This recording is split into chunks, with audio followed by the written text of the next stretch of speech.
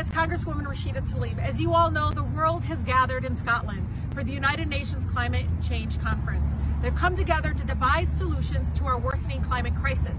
But unfortunately, climate activists, youth leaders, indigenous leaders have been largely shut out of the conference, where instead the United States have joined major polluters and are working to advance the agendas of big corporate polluters like the one behind me.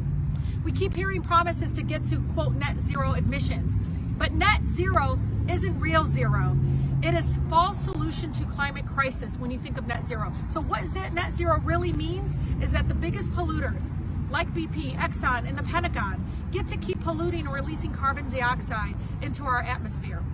Then they pretend to, quote, offset those emissions with unproven technologies like carbon capture and half measures like planting trees.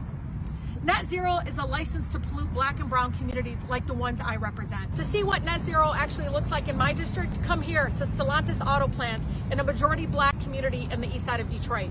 For them to actually get their air permit, they decided to go ahead and decrease pollution in a white suburb so they can go ahead and output more in a Black neighborhood.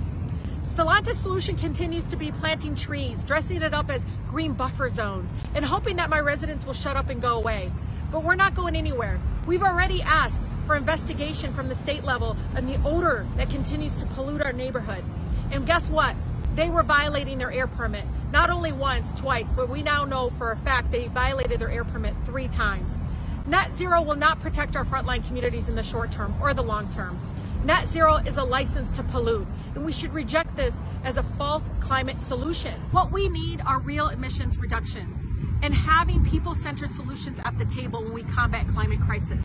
We need our leaders to listen to us, to denounce dangerous distractions like carbon markets, and fight for real solutions like renewable energy and a just transition. We need real zero, not net zero.